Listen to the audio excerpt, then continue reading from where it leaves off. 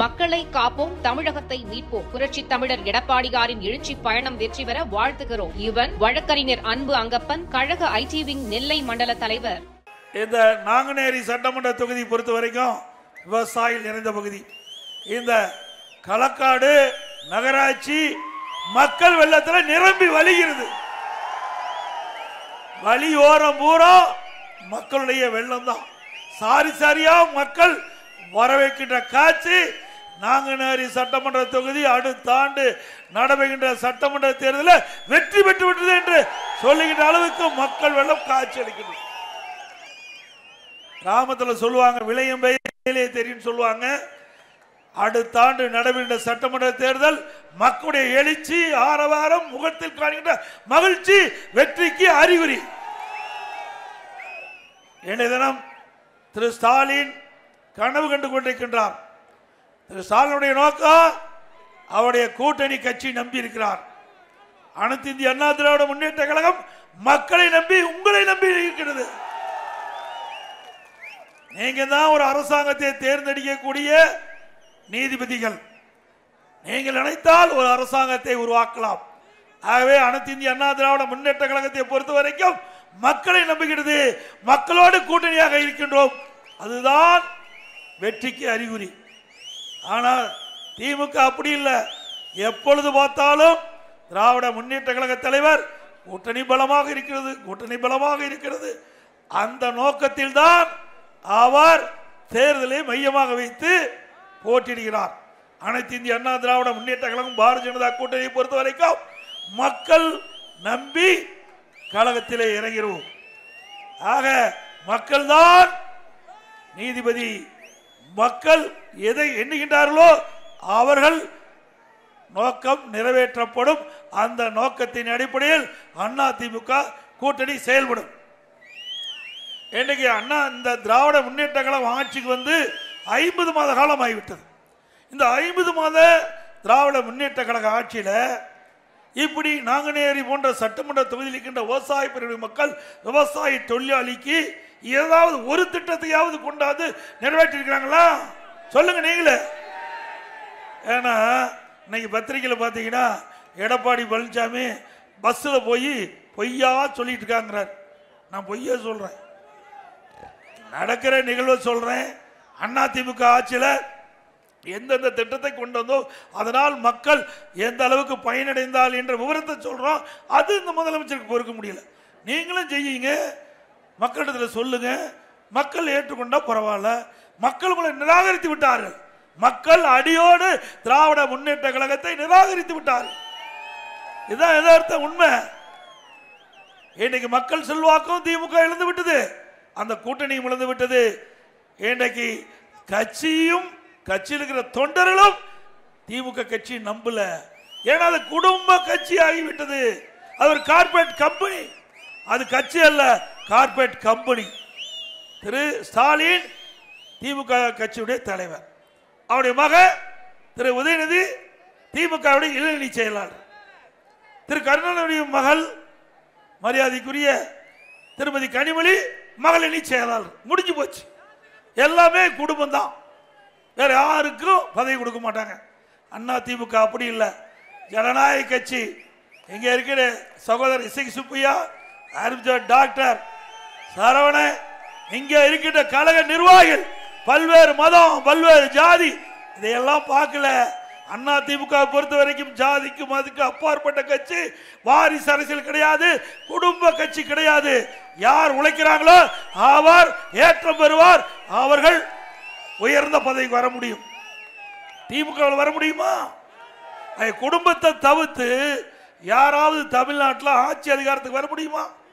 டெல்லியில் ஆட்சி அதிகாரத்துக்கு வந்தாலும் குடும்பத்தை சேர்ந்தவங்க தான் அங்க அமைச்சராக முடியும். தமிழ்நாட்டில் திமுக ஆட்சிக்கு அதிகாரத்துக்கு வந்தாலும் திமுக குடும்பத்தை சேர்ந்தவங்க தான் முதலமைச்சராக முடியும், துணை முதலமைச்சராக முடியும். எந்த பதவியும் மற்றவர்களுக்கு கிடைக்காது. ஆனால் அண்ணா திமுக பொறுத்த வரைக்கும் ஒரு சாதாரண தொண்டன், ஒரு சாதாரண கிளை செயலாளர் கூட உச்சபட்ச பதவிக்கு வர முடியும். உழைத்து கட்சிக்கு விசுவாசமா இருந்தான், தலைமைக்கு விசுவாசமா இருந்தான். நான் உங்களை போல கீழே இருந்து இங்கே வந்திருக்கிறேன். நான் ஒரு விவசாய குடும்பத்தில் பிறந்தவன். இன்றைக்கும் விவசாயம் செய்து கொண்டிருக்கின்றேன். என்னுடைய தொழில் விவசாயம். ஒரு விவசாயி இன்றைக்கு தமிழகத்துடைய முதலமைச்சர் ஒரு கட்சியினுடைய பொதுச் செயலாளர் என்றால் அதிமுக தான் முடியும், வேற எந்த கட்சியிலையும் முடியாது. உண்மைதானே? வேற எந்த கட்சியிலாவது சாதாரண விவசாயி கட்சிக்கு பொதுச் செயலாளர் வர முடியுமா? நாட்டுடைய முதலமைச்சர் வர முடியுமா? திமுகவை பொறுத்த வரைக்கும் தப்பி தவறி ஏதாவது வந்துட்டா நாங்குநேரி சட்டமன்ற தொகுதியை பட்டா போட்டுருவாங்க, முடிஞ்சு போச்சு. யாரையும் விட்டு வைக்க மாட்டாங்க. எங்க நிலம் நல்ல விலைக்கு விற்குதோ அதை அவர் கைப்பற்றி விடுவாங்க. ஆகவேதான் மாண்புமிகு அம்மா இருக்கின்ற பொழுது நில அபகரிப்பு அப்படி ஒரு பிரிவை உருவாக்கி திமுக மக்களை ஏமாத்து வாங்கின நிலத்தையெல்லாம் மீண்டும் பிடுங்கி உரியவருக்கே கொடுத்தாங்க. ஆக திராவிட முன்னேற்ற கழகம் என்பது மக்களால் நிராகரிக்கப்பட்ட கட்சி.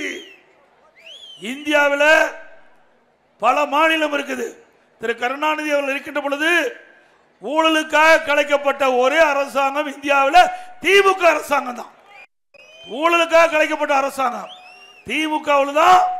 ஊழல் மலிந்து கிடைக்கின்றது அன்றிலிருந்து இன்று வரை.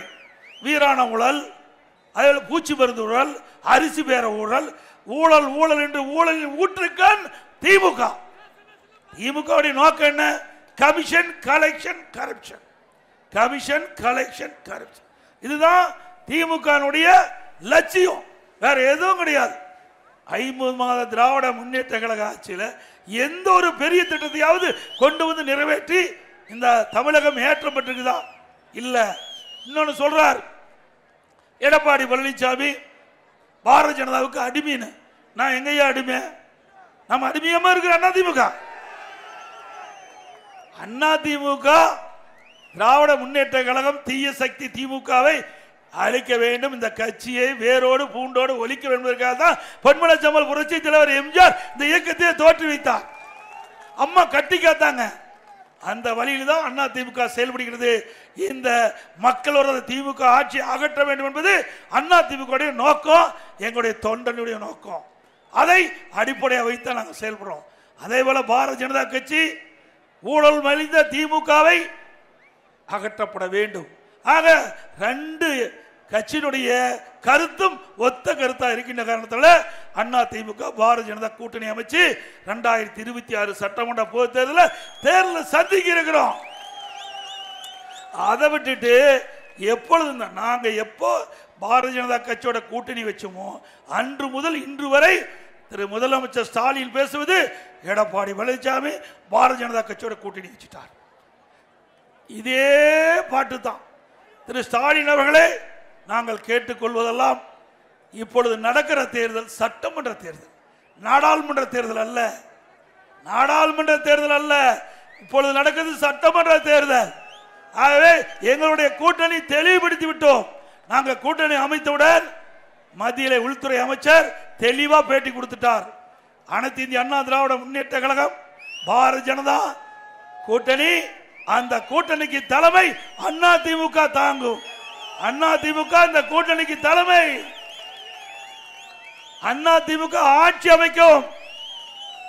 தெளிவுபடுத்தி விட்டோம். ஆக நடைபெறுகின்ற சட்டமன்ற பொது தேர்தலில் அனைத்து இந்திய அண்ணா திராவிட முன்னேற்ற கழகம் பாரதிய ஜனதா கூட்டணி வெற்றி பெற்று வருகின்ற பொழுது அதிமுக ஆட்சி தான் தமிழகத்திலே மலரும். ஆனா ஸ்டாலின் அது மறந்துட்டு பாரதிய ஜனதா பற்றி விமர்சனம் செஞ்சிட்டு இருக்கார். இன்னும் தமிழ்நாட்டுக்கே வரல. ஏன்னா அதிமுக பேசுவதற்கு ஒன்றும் இல்லை. அதிமுக அந்த அளவுக்கு ஒரு சிறப்பான ஆட்சி நாட்டு மக்களுக்கு தந்திருக்குது. அதிமுக 10 ஆண்டுகள் ஆட்சி ஒரு பொற்கால ஆட்சி. இன்னும் குறைய கண்டுபிடிக்க முடியல. அதனாலதான் பாரதிய ஜனதா வச்சு விமர்சனம் செஞ்சுட்டு இருக்கார். இது நடக்கிற தேர்தல் நாடாளுமன்ற தேர்தல் இல்ல, சட்டமன்ற தேர்தல். தமிழகத்தில் யார் ஆட்சிக்கு வர வேண்டும் என்ற தேர்தல். அந்த தேர்தல் மையமாக வைத்துத்தான் அதிமுக செயல்பட்டு கொண்டிருக்கிறது. அது மட்டும் இல்ல, இன்றைய தினம் ஸ்டாலின் போற பக்கம்லாம் பேசுறார். இன்னைக்கு கூட அவருடைய தொண்டனுக்கு கடிதம் எழுதியிருக்கிறார். எடப்பாடி பழனிசாமி நீட் தேர்வு யாரு நாங்களா கொண்டாந்தோம். 2010 டிசம்பர் 21 மத்தியிலே காங்கிரஸ் ஆட்சி, திமுக அந்த காங்கிரஸ் ஆட்சியில் கூட்டணியில் அமைச்சரவையில் இடம்பெற்றிருந்தீங்க. உங்களுடைய திமுக அமைச்சர் எங்கள் பகுதி நாமக்கல் சேர்ந்த காந்தி செல்வன் அவர்கள் சுகாதாரத்துறை மத்திய இணையமைச்சர் இருக்கும்போது தான் நீட் தேர்வை கொண்டாந்தீங்க. கொண்டு வந்ததும் அவர்கள், எதிர்ப்பதும் அவர்கள். இப்படிப்பட்ட நாடகம் ஆடுகின்ற ஒரே கட்சி திமுக கட்சி தான். அண்ணா திமுகவை பொறுத்த வரைக்கும் நீட் தேர்வுக்கு விதிவிலக்கு அளிக்க வேண்டும் என்று தொடர்ந்து வலியுறுத்துறோம். ஆனா உச்ச நீதிமன்றத்தில் தீர்ப்பு வந்து விட்டது. அந்த தீர்ப்பின் அடிப்படையில் தான் மாநில அரசு செயல்பட முடியும். இப்பொழுது என்ன சொல்றார் ஸ்டாலின்? தேர்தல் நேரத்தில் ஒரு பேச்சு, இப்போ ஒரு பேச்சு. இரட்டை வேடம் போடுகின்ற தலைவர் ஸ்டாலின் தேர்தல் நேரத்தில் திமுக வெற்றி பெற்று வந்தா நீட் தேர்வு கையெழுத்து, நீட் தேர்வை ரத்து செய்வதால் முதல் கையெழுத்து. யாரு? திமுக தலைவர் சொன்னது. உதயநிதி ஸ்டாலின் அவர்கள் சொன்னது நீட் தேர்வை ரத்து செய்வதற்கு ரகசியம் இருப்பது சொன்னார். ஒரு படத்துல தங்கமலை ரகசியமா, ராஜா காது கழுத காதுமாங்க. ராஜா காது, ராஜா காது கழுத காதுமாங்க. ஒரு ரகசியத்தை மறைக்க மறைக்க அது காது ஏதோ அந்த படத்தில் முழுசா தெரியல. அவர் போய் குழி வெட்டி அதில் போய் ரகசியம் சொல்லுவார். அது மரம் வளர்ந்து அந்த மரத்தில் உபகரணங்கள் செஞ்சு மேலே செஞ்சு கொண்டு வந்து வாசிக்கும் போது அதை தட்டுனா ராஜா காது கழுத காது, ராஜா காது கழுத காதுங்க. அதை போட்டு உடைப்பார். அதை தூள் தூளா போகும்போது அது ஒவ்வொன்றும் குதிக்கும். ராஜா காது கழுது காது, ராஜா காது. அப்படி ஏதாவது காதுக்கு இது வளர்ந்துற போது திரு உதயநிதி ஸ்டாலின் அவர்களே ரகசியத்தை சொல்லிருங்க. இல்லைன்னா உங்க காது அந்த தங்கமலை ரகசிய திரைப்படத்தில் வந்து நினைக்கிறேன் அது மாதிரி காதுக்கு இது வளர்ந்துற போது வீணா போயிருவீங்க. நல்லதுக்கு சொல்றேன். ரகசியத்தை இப்போதாவது சொல்லுங்க, நாட்டு மக்கள் தெரிந்து கொள்ள வேண்டும். அந்த படம் தானே தங்கமலை ரகசியம். அதே போல இன்றைய தினம் ஸ்டாலின் விவசாயிகளுக்கு என்ன திட்டத்தை கொண்டாந்து நிறைவேற்றிருக்கார். அண்ணா திமுக ஆட்சி இருக்கின்ற பொழுது ஒரே 5 ஆண்டு 16ல் ஒரு முறை விவசாயி பயிர்க்கடன் தள்ளுபடி. 2021 அனைத்து இந்திய அண்ணா திராவிட முன்னேற்ற கழக அரசு இருக்கின்ற பொழுது தொடக்க வேளாண் கூட்டுறவுல விவசாய வாங்கிய பயிர்க்கடன் தள்ளுபடி. குடிமராமத்து திட்டம், ஏரி குளம் குட்டை கண்மாய் குளங்கள் அனைத்தும் தூர்வாரப்பட்ட காட்சி அண்ணா திமுக ஆட்சியில் தான் பார்க்க முடிஞ்சது. விவசாயிகளுக்கு நீர் தேவை. அந்த நீரை முறையாக கொடுப்பதற்கு மழை காலத்தில் பெய்கின்ற நீரை முழுமையாக சேமித்து வைக்க என்பதற்காக அண்ணா திமுக ஆட்சியில் குடிமராமத்து திட்டத்தை கொண்டு வந்து ஆங்காங்கே குளங்கள் எல்லாம் தண்ணீர் நிரப்பப்பட்ட காட்சி அண்ணா திமுக ஆட்சி பார்த்து அந்த வண்டல் மண் விவசாயிகளுக்கு இலவசமாக அள்ளிட்டு போய் அவருடைய நிலத்திற்கு இயற்கை உரமாக பயன்படுத்தினாங்க. அப்படிப்பட்ட ஆட்சி கொடுத்தோம். விவசாயிகள் மும்முனை மின்சாரம் எந்த நேரத்துக்கு போனாலும் விவசாயிய மின் மோட்டரை இயக்கலாம். அப்படிப்பட்ட அற்புதமான ஆட்சி கொடுத்தோம். பயிர் காப்பீட்டு திட்டம், இயற்கை சீற்றம், மழை வெள்ளம் புயல் இதனால் விவசாயிய பயிர் சேதம் அடைகிறது. அப்படி வருகின்ற காலத்தில் பயிர் காப்பீட்டு திட்டத்தில் விவசாயிகள் சேர்க்கப்பட்டு அந்த சேதமடைந்த பயிர்களுக்கு உரிய முறையில் இழப்பீட்டு தொகையை அதிக அளவில் இந்தியாவிலேயே வாங்கி கொடுத்த ஒரே அரசாங்கம் அண்ணா திமுக அரசாங்கம். இப்படி விவசாயிகளை பார்த்து பார்த்து செயல்படுத்திய அரசாங்கம் அண்ணா திமுக அரசாங்கம்.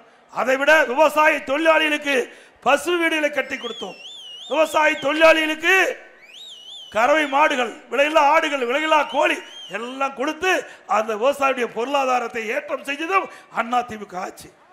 உங்கள் துணையோடு மலர்கின்ற பொழுது கிராமத்தில் இருக்கின்றவர்கள், நகரத்தில் இருக்கின்ற ஏழைகள், அதே போல தாழ்த்தப்பட்ட மக்கள், அவர்களுக்கு வீட்டு மனை இருந்து வீடுகள் இல்லாமல் குடிசையில இருந்தால் அதை கண்டறியப்பட்டு அந்த மக்களுக்கு, ஏழை மக்களுக்கும் தாழ்த்தப்பட்ட மக்களுக்கும் அற்புதமான கான்கிரீட் வீடு கட்டி கொடுக்கப்படும். அதே போல வீட்டு மனை இல்ல, ஏழைகளுக்கு வீட்டு மனையே இல்ல. அதே போல தாழ்த்தப்பட்ட மக்களுக்கு வீட்டு மனையே இல்ல. அந்த ஏழைக்கும் அந்த தாழ்த்தப்பட்ட மக்களுக்கு வீட்டு மனை இல்லாவிட்டால் அரசாங்கமே வீட்டு மனை வாங்கி அற்புதமான கான்கிரீட் வீடு அவர்களுக்கு கட்டி கொடுக்கப்படும். இது அண்ணா திமுகவுடைய லட்சியம். பொன்மனச்சம்பல் புரட்சி தலைவர் எம்ஜிஆர் உருவாக்கிய கட்சி. பேரறிஞர் அண்ணா அவர்கள் சொன்னார்கள், ஏழையின் சிரிப்பில் இறைவனை காண்போம் என்று சொன்னார்கள். அதை அண்ணா திமுக நடைமுறைப்படுத்தும். சிந்தித்து பாருங்க. முதல்ல 2017 நான் முதலமைச்சராக பொறுப்பேற்கின்ற போது கடுமையான வறட்சி, குடிப்பதற்கு கூட பல இடங்களில் தண்ணி இல்லை, விலைவாசி உயராம பார்த்துக்கிட்டோம். 2வது புயல் டெல்டா மாவட்டத்தில் அந்த மாவட்டத்தை புரட்டி போட்டு போயிட்டது. அதிகமான சேதம். அந்த காலகட்டத்திலையும் விலை உயரல. கொரோனா, ஓராண்டு அரசாங்கத்துக்கு வருமானம் இல்லை, மக்கள் வேலை வாய்ப்பு இல்லை. அந்த காலத்திலையும் அந்த காலகட்டத்திலையும் விலைவாசி உயரல. இப்படி ஒரு திறமையான அரசாங்கம் இந்த நாட்டை ஆண்ட காரணத்தினால விலைவாசி உயராம ஏழை மக்களை பாதுகாத்த அரசாங்கம் அதிமுக அரசாங்கம். இன்னைக்கு திராவிட முன்னேற்ற கழகம் 50 மாத கால ஆட்சியில விலைவாசி உயர்வு விண்ணை முட்டுகிட்ட அளவுக்கு உயர்ந்து போச்சு. அரிசி விலை உயர்வு, பருப்பு விலை உயர்வு, கடலை எண்ணெய் விலை உயர்வு. ஆக இப்படிப்பட்ட அரசு தேவையா சொல்லுங்க? மக்களோட ஆட்சி அகற்ற வேண்டும், அப்படித்தானே? ஆக எதையுமே இந்த ஆட்சியில மக்களுக்கு நன்மை செய்யல. விலைவாசி உயர்வால் மக்கள் துன்பப்படுகிறாங்க, வேதனைப்படுகிறாங்க. அப்படிப்பட்ட ஆட்சியை அகற்றதான் நாங்கள் உங்கள் முன் வந்து நிற்கிறோம். அது மட்டுமல்ல, இன்றைக்கு திராவிட முன்னேற்ற கழக ஆட்சியில மின் கட்டணம் 66% உயர்ந்தாச்சு. இந்த நகராட்சி பகுதியில் பல வரிகள் போட்டு விட்டாங்க. ஒரு பக்கம் மின் கட்டணம் உயர்வு கடுமையாக உயர்த்திட்டாங்க. அது மட்டும் இல்ல, நகராட்சியில் கடவரி 150% உயர்த்திட்டாங்க, வீட்டு வரி 100% உயர்த்திட்டாங்க, குடிநீர் கட்டணம் உயர்த்தியாச்சு. அதே போல குப்பை வரியும் போட்டாங்க. இப்படி வரி மேல் வரி போட்டு மக்களை வாட்டி வதைக்கின்ற அரசாங்கம் திராவிட முன்னேற்ற கழக அரசாங்கம் நேரத்தில் நினைவு கூற கடைபிடிக்கின்றேன். அதுபோல தமிழகத்திலே பல்வேறு திட்டங்களை கொண்டு வந்து நடைமுறைப்படுத்தி நாட்டு மக்களை வாழ வைத்த அரசாங்கம் அதிமுக அரசாங்கம். சிந்திச்சு பாருங்க.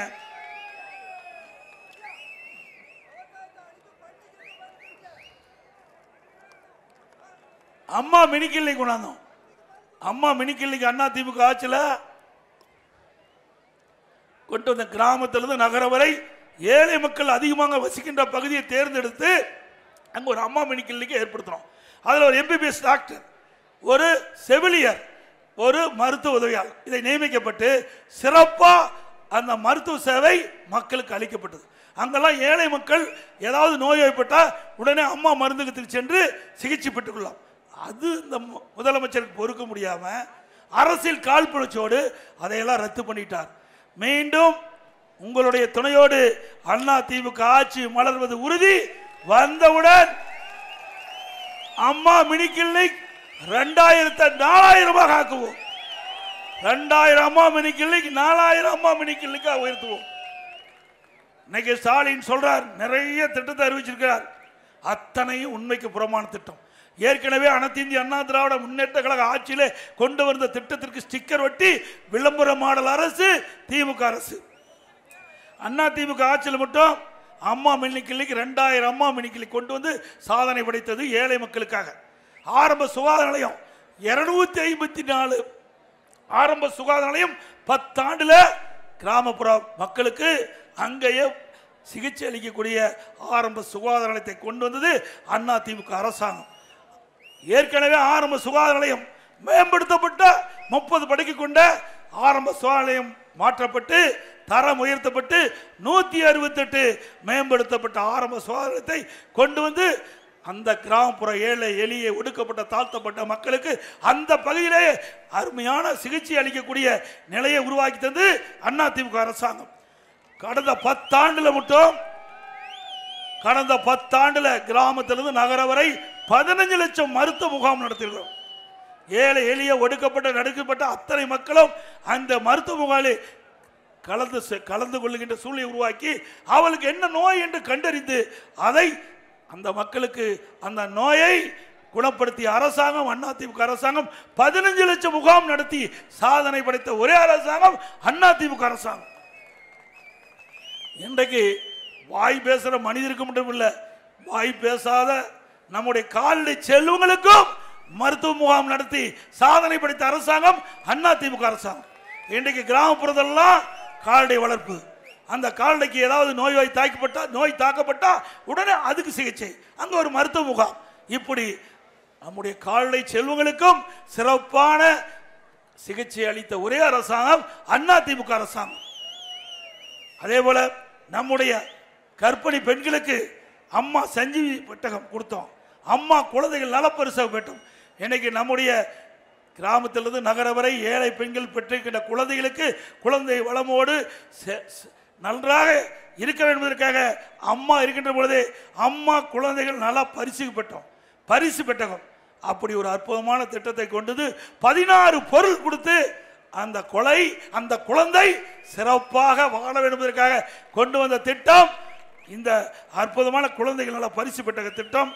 அது மட்டுமல்ல, இன்றைக்கு கிராமத்திலிருந்து நகர வரை எங்கெல்லாம் மக்கள் பாதிக்கப்படுகிறாங்க, நோய்வாய் பாதிக்கப்படுகின்ற பொழுது 416 நடமாடும் மருத்துவக்குழு அமைக்கப்பட்டு அந்தந்த பகுதிக்கு சென்று மருத்துவக்குழு அந்த பகுதியில் இருக்கின்ற மக்களுக்கு உடனுக்குடன் சிகிச்சை அளித்து குணமடைய செய்ய திட்டம் தீட்டி நடைமுறைப்படுத்திய அரசாங்கம் அதிமுக அரசாங்கம். இப்படி ஒரு திட்டமாவது திமுக ஆட்சியில் பார்க்க முடியுதா? இல்ல. எல்லாம் விளம்பர மாடல், எல்லாம் விளம்பரம். அந்த விளம்பரத்தில் தான் இந்த 4 ஆண்டு காலமா திமுக அரசு இன்றைக்கு ஓடிக்கொண்டிருக்குது. அப்படி ஒரு மோசமான அரசாங்கத்தை அகற்றுகின்ற தேர்தல் 2026 சட்டமன்ற பொது தேர்தல். அதோட ஸ்டாலின் என்ன பண்றாரு? உங்களுடன் ஸ்டாலின் இதன வரைக்கும் யாரோட இருந்தாரு? குடும்பத்தோட இருந்திருக்கார். இப்பதான் உங்களுடன் ஸ்டாலின் இது மாதிரி ஒரு விளம்பரத்தால் அடிச்சு இதுல 46 பிரச்சனை இருக்குதான் மக்களுக்கு.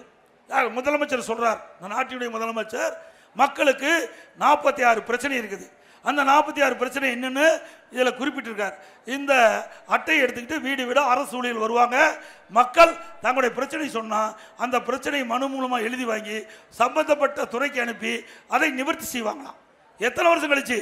4 வருஷம் கழிச்சு இந்த முதலமைச்சர் 46 பிரச்சனை மக்களுக்கு இருப்பதாக முதலமைச்சரே ஒத்துக்கிறார். மக்கள்லாம் கூட சொல்லல, முதலமைச்சரே ஒத்துக்கொள்றார். அப்படின்னா 4 ஆண்டு காலம் என்ன பண்ணிட்டு இருந்தீங்க? கும்பகர்ணன் போல் தூங்கிட்டு இருந்திருக்கார். ஓட்டு போட்டு தேர்ந்தெடுத்து முதலமைச்சர் அவர்கள் அவரே இதை சொன்னது, நாம சொல்லல, மக்கள் சொல்லல. திரு ஸ்டாலின் அவர்கள் இந்த அச்சிடப்பட்ட இந்த விளம்பரத்தாலை அவரே தொடங்கி வச்சிருக்கிறார். அப்படின்னா இப்படிப்பட்ட அரசாங்கம் தேவையா? கும்பகர்ணன் போல் தூங்கி கொண்டிருக்கிற அரசாங்கம் தேவையா? ஒரு நாட்டுடைய முதலமைச்சர் 46 பிரச்சனை இருக்குது என்று 4 ஆண்டு கழிச்சு இப்போ மக்களை நினைச்சிருக்கார். ஏன்னா அடுத்த ஆண்டு தேர்தல் வர இருக்குது. ஏன்னா மக்களுடைய ஓட்டு தேவையில்லை, மக்களை ஏமாற்ற வேணும்ல. அதுக்காக இப்படிப்பட்ட ஒரு அற்புதமான நாடகத்தை அரங்கேற்றிருக்கிறார். இதே மாதிரி நான் முதலமைச்சர் இருந்த பொழுது திரு ஸ்டாலின் ஊரா போனார், கிராம போனார், நகரம் பூரா போனார். அவரும் போனார், திமுக கட்சி சேர்ந்த சட்டமன்ற உறுப்பினர் போனார். மக்கள் திரு ஸ்டாலினே வந்துட்டார், திரு கருணாநிதி மகனே வந்துட்டார். ஆக அவர் சொல்லதெல்லாம் நாம கேட்கலான்னு அவர் ஒரு திட்டம் கண்டா ஒரு பாயை போட்டு அமர்ந்துக்குவார். முன்னாண்ட பெட்ஷீட்டை போட்டு மக்களையெல்லாம் அமர வச்சுட்டு அங்கே அவர் பேசுகிறார். ஸ்டாலின் எதிர்கட்சி தலைவராக இருக்கும்போது பொதுமக்கள்கிட்ட சொல்கிறார், உங்களுக்கு என்ன பிரச்சனை? சொந்த பிரச்சனையாக இருந்தாலும் பரவாயில்ல, பொது பிரச்சனையாக இருந்தாலும் பரவாயில்ல, நீங்கள் மனுவாக எழுதி நான் கொண்டு வந்த பெட்டியில் போடுங்க. அந்த பெட்டியை பூட்டி சீலை வச்சு எடுத்துக்கிட்டு போய் திமுக ஆட்சிக்கு வந்த உடனே அந்த சீலை உடைச்ச பெட்டி திறந்து மனுவை எடுத்து படித்து பார்த்து பிரச்சனை தீர்க்கிறேங்கிறார். அப்படின்னா இது எதுக்கு? இந்த நோட்டீஸ் எதுக்கு? எப்படிலாம் மக்களை ஏமாத்துறாங்க பாருங்க. அது என்ன ஆச்சு? மக்கள் போட்ட மனு என்ன ஆச்சு? அந்த மனுவெல்லாம் காற்றா போயிட்டு. ஆக இப்படி மக்களை தந்திரமாக திராவிட மாடல் அரசு ஏமாற்றிக் கொண்டு என்பதை நீங்கள் எண்ணி பார்க்க வேண்டும். அண்ணா திமுக பொறுத்த வரைக்கும் உங்களுடைய அரசு மக்களுடைய அரசு என்பதை நீங்கள் நினைவு கொள்ள வேண்டும். அது மட்டுமல்ல,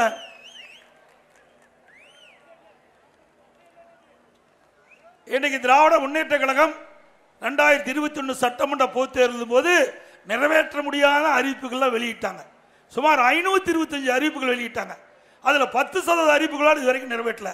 ஆனா முதலமைச்சர் எல்லா இடத்திலும் பேசுவது, திராவிட முன்னேற்ற கழகம் ஆட்சிக்கு வந்து 4 ஆண்டுல 98% அறிவிப்புகள் நிறைவேற்றப்பட்டதா ஒரு பச்சை பொய்ய சொல்லிட்டு இருக்கார். உண்மைதானே? நிறைவேற்றிருக்காரா? 100 நாள் கிராமத்தில் இருக்கிற மக்கள் 100 நாள் வேலை திட்டத்தை 150 நாளாக உயர்த்தினாங்களாமா? அந்த 100 நாள் வேலை திட்டத்தில் பணிபுரிகின்ற ஊழியருக்கு சம்பளம் உயர்த்தப்படுறாங்க. மாநில அரசு உயர்த்திச்சா? இல்ல. இப்ப 100 நாள் வேலை திட்டம் குறைஞ்சு போய் 50 நாள் ஆயிட்டது. 100 நாள் வேலை திட்டம் திமுக ஆட்சியில் குறைந்து 50 நாள் ஆயிட்டது. அதுதான் இந்த ஆட்சியுடைய சாதனை. 100 நாள் வேலை திட்டத்தில் பணிபுரிந்த அந்த ஊழியருக்கு முழுமையா இன்னும் சம்பளம் கொடுக்க முடியல. நாங்க மத்திய அரசிட்ட வாதாடி போராடி முதற்கட்டமா அந்த ஊழியருக்கு 100 நாள் வேலை திட்டத்தில் பணிபுரிந்த ஊழியர்கள் அத்தனை பேரும் ஏழைகள், அவளுக்கு சேர வேண்டிய அந்த சம்பளத்தை வழங்க வேண்டும் என்று மத்திய அரசு எடுத்து சொல்லி முதற்கட்டமா 2999 கோடி அண்ணா திமுக கட்சி பெற்று கொடுத்திருக்கு. ஆட்சி செய்வது திமுக. ஆனா திமுக ஆட்சியில இந்த திட்டத்துக்கெல்லாம் அவர்களை போராடி வாராடி மத்தியிலே பணம் பெற முடியவில்லை. அது தில்லு திராணி தெம்பு இருக்கிற முதலமைச்சருக்கு இல்ல. அண்ணா திமுக அப்படி அல்ல. மக்களுடைய பிரச்சனை வருகின்ற பொழுது முதல் குரல் கொடுக்கின்ற கட்சி அண்ணா திமுக கட்சி. அண்ணா திமுக ஆட்சி இருக்கின்ற பொழுது நன்றாக எண்ணி பார்க்க வேண்டும். இதே காவிரி நதிநீர் பிரச்சனை வந்தது, நம்ம பாரதிய ஜனதா கட்சியோட கூட்டணி வச்சிருந்தோம். காவிரி நதிநீர் பிரச்சனை வரும்போது பாரதிய ஜனதா கட்சியோட கூட்டணி வச்சிருந்தோம். அப்ப உச்ச நீதிமன்றம் தீர்ப்பு வழங்குச்சு. ஆனா மத்திய அரசு அந்த தீர்ப்பை அமல்படுத்துவதை காலதாமம் செஞ்சது. உடனடியா நம்முடைய 37 நாடாளுமன்ற உறுப்பினர்கள் அண்ணா திமுகவை சேர்ந்த 37 நாடாளுமன்ற உறுப்பினர்கள் நாடாளுமன்றத்தில் குரல் கொடுத்து 22 நாட்கள் நாடாளுமன்றத்தை ஒத்தி வச்சோம். 22 நாட்கள் நாடாளுமன்றம் செயல்பட முடியவில்லை, ஒத்தி வச்சோம். பிறகு நாம் வைத்த கோரிக்கை ஏற்று மத்திய அரசாங்கம் அந்த காவிரி மேலாண்மை ஆணையம், காவிரி நீர்மொழி கொடுத்த குழு 2 அமைக்கப்பட்டது.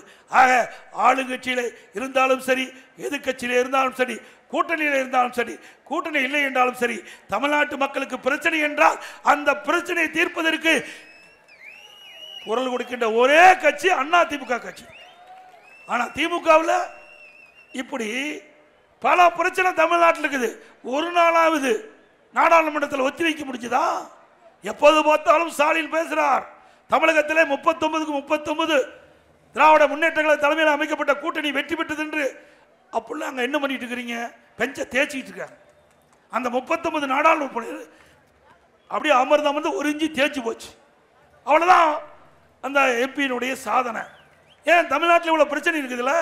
சொல்ல வேண்டிய இடம் நாடாளுமன்றம். அங்கே ஓட்டு போட்டு தேர்ந்தெடுத்த அந்த மக்களுக்கு அங்கே டெல்லி மத்தியில் இருந்து கிடைக்க வேண்டிய அந்த நிதியோ திட்டத்தையோ இல்ல மக்களுடைய பிரச்சனையை தீர்ப்பதற்கு குரல் கொடுக்க முடிஞ்சுதா? முடியாது. இன்னைக்கு எங்காச்சும் வாழை ஆட்டிங்களா கதவை தட்டி தூக்கி உள்ள போட்டுருவாங்க. அண்ணா திமுக தான் மக்களுக்கு குரல் கொடுக்கும். எங்களிடத்திலே மடியிலே கனம் இல்லை, வழியிலே பயம் இல்லை. எதை கண்டையும் அண்ணா திமுக அஞ்ச போவதில்லை. எத்தனையோ வழக்குகள் போட்டு பார்த்தீங்க, என் மீது வழக்கு போட்டீங்க. எடப்பாடி பழனிசாமி நெடுஞ்சாலைத்துறை அமைச்சராக இருக்கும்போது, முதலமைச்சராக இருக்கும்போது வழக்கு போட்டீங்க. நீதிமன்றத்துக்கு வந்தது. யார் வழக்கு போட்டார்களோ அவரே திருப்பி வாங்கன்னு சொன்னோம். நான் நடத்துறேன்னு சொன்னேன். நான் வழக்கு நடத்துறேன், நீ வழக்கு போடுவ, ஊரு புறம் பேசுவ, அவதூறு பிரச்சாரம் பண்ணுவ, சட்டமன்றத்தில் பதிவாகி இருக்குது, நீ வழக்கு வாபஸ் வாங்கிட்டு அப்படியே நிற்கும். நான் அதில் ஏற்றுக்கொள்ளவில்லை. நீதியரசர் சொன்னார், ஏங்க கேஸ் போட்டவரே வாபஸ் வாங்கிக்கிறாங்க, நீ ஏங்க நடத்துறீங்க? முடியாது, நான் நடத்துறேன். இதெல்லாம் வரைக்கும் பேசுறதுல என்னாச்சு? இன்னைக்கு மக்கள் மத்தியில் ஒரு தவறான எண்ணத்தை என் மீது உருவாக்கி விட்டார். அதை போக்குவது என்னுடைய கடமை என்று நான் முதலமைச்சர் இருந்த காலத்திலும் சரி, அதற்கு பிறகும் சரி, நீதிமன்றத்திலே நான் நிரபராதி என்று நிரூபித்து உங்கள் வந்து நிற்கிறேன். நிரூபித்து உங்கள் வந்து நிற்கிறேன். நீ அப்படி ஏதாவது சொல்லு பார்க்கலாம். உங்களுடைய அமைச்சர் மீது பல வழக்கு வாய்தா மேல வாய்தா வாங்கிட்டு இருக்காங்க. வாய்தா மேல வாய்தா வாங்கிட்டு இருக்காங்க. இன்னும் உச்ச நீதிமன்றத்தில் இன்னும் கடுமையா விமர்சனம் செய்யறாங்க திமுக அமைச்சர் மீது. அவள் கேஸே நடத்தாம பல ஆண்டுகள் இழுத்தடிப்பதற்காக இந்த அரசு செயல்படுது என்று உச்ச நீதிமன்றமே கொட்டு வச்சிட்டது. ஆக அண்ணா திமுகவை பொறுத்த வரைக்கும் எந்த காலகட்டத்திலும் யாருக்கும் பயப்படுறது கிடையாது. ஒன்றே ஒன்று, மக்களுக்கு தான் தலை வணங்குவோம் அண்ணா திமுக. அப்படித்தான் எங்களுடைய தலைவர்கள் வளர்த்து வைத்திருக்கிறார்கள், வளர்த்து எங்களை ஆளாக்கியிருக்கிறார்கள். பொன்மலை செம்மல் புரட்சி தலைவர் எம்ஜிஆர், இதயம் புரட்சி தலைவர் அம்மா, இருவரும் தலைவர்கள் எங்களை அப்படித்தான் உருவாக்கியிருக்கின்றார்கள். இந்த இயக்கம் மக்களுக்கு சேவை செய்கின்ற இயக்கம். மக்களுக்கு எப்பொழுதெல்லாம் துன்பம் வருகிறதோ, எப்பொழுதெல்லாம் பிரச்சனை வருகிறதோ அதை தீர்ப்பதற்காக இந்த இயக்கத்தை உருவாக்கி எங்களிடத்தில் ஒப்படைத்து சென்றிருக்கிறார்கள். அதற்கு நீங்கள் அத்தனை பேரும் முழு ஆதரவு நல்க வேண்டும் என்று கேட்டு, அதோட இன்றைக்கு கிராமத்திலிருந்து நகர வரை அரசு பள்ளியை படித்த மாணவ செல்வங்கள் இன்றைக்கு 2017-18 நான் முதலமைச்சர் இருந்த காலகட்டத்தில் வெறும் 9 பேர் தான் அந்த நீட் தேர்வில் தேர்ச்சி பெற்று மருத்துவரானாங்க. நானும் அரசாங்க பள்ளியிலே படித்தவன். அந்த அரசு பள்ளியில் படிக்கின்ற மாணவ செல்வங்கள் பெரும்பாலும் விவசாய தொழிலாளி, நடுத்தர குடும்பம், விவசாய குடும்பம், ஏழை குடும்பத்தைச் சேர்ந்த மாணவ மாணவி தான் அரசு பள்ளியில் படிக்கின்றார்கள். அப்படிப்பட்ட மாணவருடைய எதிர்காலம் சிறக்க என்பதற்காக 7.5% உள் இடஒதுக்கீடை கொண்டு வந்து சட்டம் இயற்றப்பட்டு அமுல்படுத்தப்பட்டு இன்றைய தினம் நிறைவேற்றப்பட்டு இன்றைய தினம் 2818 பேர் இன்றைக்கு அரசு பள்ளியை படித்த மாணவ மாணவி மருத்துவக் கல்வி படிக்கிறாங்க. அந்த இடஒதுக்கீட்டின் மூலமாக தேர்வு செய்யப்பட்ட மாணவர்கள் அத்தனை பேர் ஏழை மாணவர்கள். அவர்களுக்கு மருத்துவ கல்வி கட்டணத்தை அரசாங்கமே செலுத்தும் என்று உத்தரவை போட்டு ₹1 செலவு இல்லாம 2818 மருத்துவர்கள் இன்றைக்கு மருத்துவர் ஆகிறாங்க அரசு பள்ளியை படித்த என்பதை நேரத்தில் சுட்டிக்காட்டி, கொரோனா காலத்தில் பள்ளிகள் மூடப்பட்டிருந்து 1 வருஷம், கல்லூரியில் மூடப்பட்டது. அந்த காலத்தில் மாணவர் மன உளைச்சலோடு இருந்தாங்க. 1 வருடம் வீணாகிவிட்டது என்று மன உளைச்சலோடு இருந்த மாணவர்கள் ஆறுதல் பெறுகின்ற விதமாக பள்ளியிலே படிக்கின்ற மாணவர்களுக்கு ஆல் பாஸ் போட்டோம். All pass. கல்லூரியில் படிக்கின்ற மாணவர்களுக்கு ஆன்லைனில் வகுப்பு, ஆன்லைனில் தேர்வு, அவர்களும் தேர்ச்சி பெற்றாங்க. இப்படி மாணவ செல்வங்கள் எப்பொழுதெல்லாம் பாதிக்கப்படுகிறார்களோ அப்பொழுதெல்லாம் மாணவ செல்வங்களுடைய நிலை அறிந்து அதற்கு உதவுகின்ற அரசாக அதிமுக அரசு செயல்பட்டது என்பதை இந்த நேரத்தில் தெரிவித்து, அதே போல பெருந்தலைவர் கர்ம வீரர் காமராஜர் நாட்டினுடைய பொக்கிஷம். அவர் வாழ்ந்த காலம் ஒரு பொற்காலமா இருந்தது. அவர் தேசிய தலைவராக போற்றப்பட்டவர். இன்றைக்கு அவர் முதலமைச்சர் இருந்த காலகட்டத்தில் பல்வேறு அணைகள் கட்டப்பட்டன, பல்வேறு தொழிற்சாலைகளை கொண்டு வந்தார், பல்வேறு மின் நிலையங்களை கொண்டு வந்தார், பல்வேறு பள்ளிகளை நிறுவி இன்றைக்கு கல்வி கற்கின்ற ஒரு சூழ்நிலை உருவாக்கி தந்த மாமனிதர்.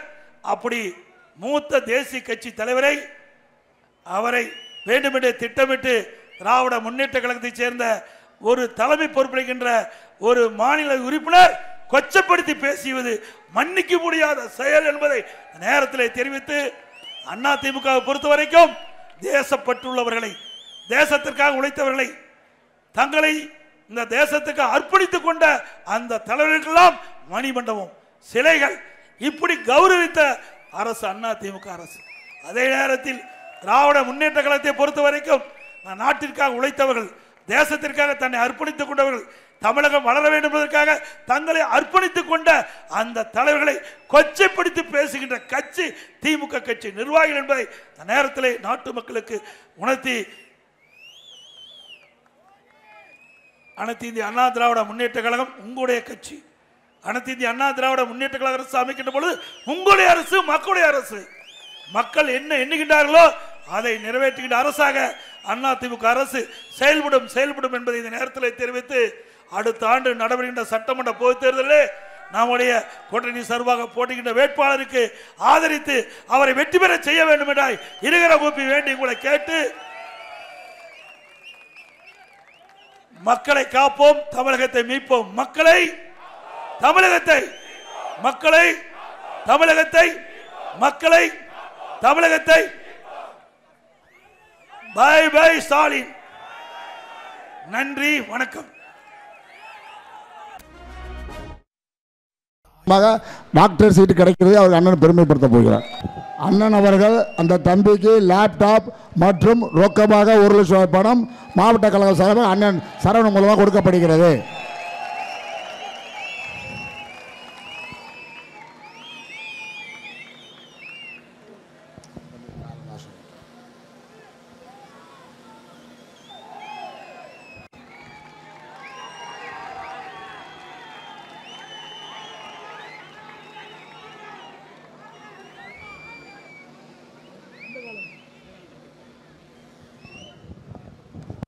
மக்களை காப்போம், தமிழகத்தை மீட்போம். புரட்சி தமிழர் எடப்பாடியாரின் எழுச்சி பயணம் வெற்றி பெற வாழ்த்துகிறோம். இவன் வழக்கறிஞர் அன்பு அங்கப்பன், கழக ஐடி விங் நெல்லை மண்டல தலைவர்.